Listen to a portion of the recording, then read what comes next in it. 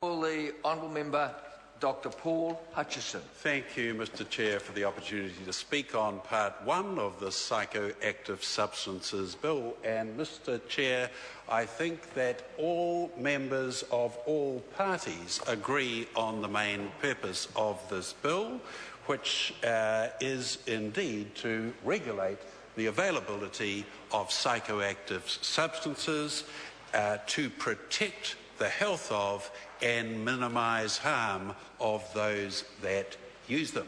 And that is the main point about this bill, and it is a great pity to hear the porkies that I do hear from none other than Ian Lees-Galloway, the drugs spokesperson for the Labour side, when it comes to other issues. It was indeed the Select Committee, Mr. Chair, that listened to the submitters and added the amendments to protect the health of the public and to minimise harm. They were not there in the original bill.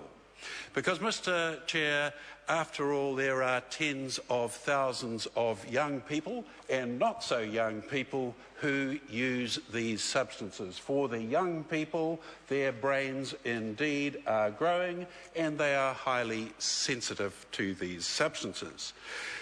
The requirement of this bill for manufacturers and importers is indeed now to demonstrate minimal risk. This is novel and it is world-leading, but it requires the same rigour in testing as any other medicine to demonstrate minimal risk. And I think it does indeed behove the Labour Party, a mainstream party, to recognise that that rigour of testing is required. And no doubt the controversy and mischief of this bill does indeed revolve around Clause 2A, which refers to the duty of the Expert Advisory Committee relating to the use of animals when evaluating these substances. In essence, no one wants to have animal testing if it can be avoided, and the Health Select Committee did go to extensive lengths to arrive at an amendment that would not rely on animal testing if suitable alternatives exist. And I think the Health Select Committee worked hard at this, they worked consensually at this, and they all voted for that amendment. They all voted for that amendment. The Expert Advisory Committee recognised that in order to demonstrate that substances are of minimal risk, in order to protect health and minimal harm, it is likely that some animal testing is necessary, although the amendment is worded so that it would be minimised and not there if at all possible. Mr. Speaker, Mr. Chair, I should say, the Expert Advisory Committee's advice is backed up by best practice mainstream scientific evidence from around the world, and it's extraordinary that the Greens choose to follow best practice scientific evidence when it suits them, as in climate change, but when it comes to protecting the health of human beings, and particularly young adults and sometimes children, they say, oh, no, in Europe, and there's no animal testing for cosmetics, which clearly are not ingested. These substances are ingested. So, Mr. Speaker, we do have a difficulty in the credibility of the Greens.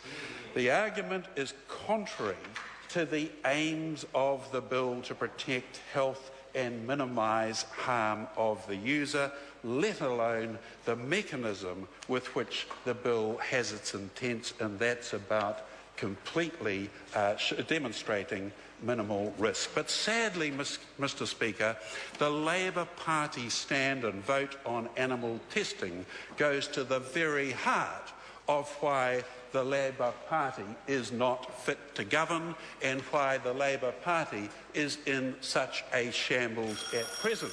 Mr Chair. I call the honourable member, Dr Paul Hutchison. The Labour caucus have literally rolled the health team and their health spokesperson, the Honourable Annette King. They've literally made Ian Lees-Galloway feel extremely uncomfortable, or else he's not showing it in the House, as well as Lewissa Wall. But when it comes to the Labour leader, Mr Shearer, he should have supported his health team. We're talking about 11A. He should have supported science because he is Labour's science spokesperson. So what's happened? Almost certainly the Mallard faction of the caucus has taken over, and I don't know what's happened to Mr Mallard recently.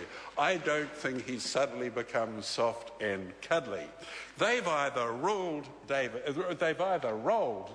Shearer, or David Shearer is basically being utterly irresponsible, caving into fringe science.